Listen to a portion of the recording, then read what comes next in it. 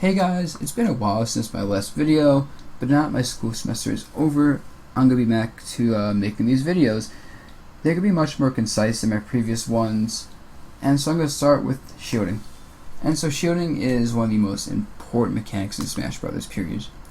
And what it does is pretty obvious. You block, and anything that isn't a grab, shield poke, or shield break gets defeated by shielding.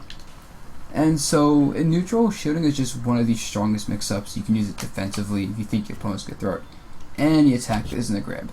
You can use it to approach and stop your opponent from trying to space with attacks. And really, in neutral, it's just a mix-up that's super strong. There's not much to say about it. And so what I want to talk about then is using shield in more obscure ways and mechanics of shield. Specifically using a shield to punish your opponent when landing or in other states where they can't actually use grabs. And punishing moves that are safe and block. And so first, when it comes to using shield to limit your opponent's options, such as when they're landing. So your opponent's landing. Unless they have a command grab like Wario's Bite or Yoshi's Neutral B, if you shield, they have nowhere to hit your shield. That's it. If they throw an attack out, you block it, you punish it. If they throw an attack out and whiff it, you can still punish by letting go shield. If they try landing far away from you, you can let go shield and hit them with a dash attack or whatever. If they go for the ledge, being on the ledge is bad, so that's fine. You can just go to the ledge and now limit their options even more, using shield pretty much the same way except no grab. And finally, they can try landing next to you and going for like a grab or something. But if they get to about Sheik's head height and they haven't thrown an attack out, it's pretty much always safe to just let go shield and do an attack and punish them before they can even touch the ground with anything. And so, yeah, just because your opponent has no way to deal with shielding, holding shield and being in a relatively close position to the landing prevents them from doing anything. And if you get that down properly, you can pretty much keep them in the air forever. And so that applies to any situation your opponent can't shield, so landing, trying to get off the ledge, and other things I didn't think of. And so the other thing I want to talk about is how to punish moves that are safe and block. Because I'm sure everyone here has fought a Falcon who's back air their shield, and then they can't punish that before the Falcon can jab them.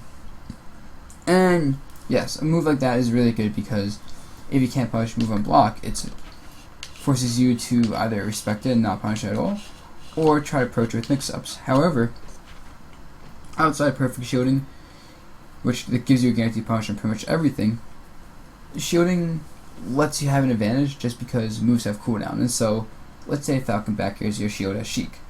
Even though you can't punish that move technically with a dash attack, the fact is Falcon has to go through animation of that move, and so the animation of that move finishing up is going to be slower than Sheik just dropping shield and running at Falcon. And so right there, you're in an advantage position because now it's up to Falcon to respect your offensive option, just because you have that frame advantage. And so that's pretty much applies to like any safe and block move, whether it's Falcon's back air, Sheik's forward tilt, really any of that stuff. You can punish indirectly by reading your opponent's next option. A lot of people have habits after hitting a move with something safe, whether it's shielding themselves or throwing a jab out. People generally have habits you can read into and punish. And it's just a 50-50 mix-up situation that plays to your advantage because you're on the offense and it's up to you to decide how the game swings at that point. And so I guess the last thing to note when talking about shielding is that when it comes to dropping shield, moves that drop shield, like drop shield forward tilt, down tilt, etc., are slower than doing shield grab, rolling, spot dodging, and jumping out of shield.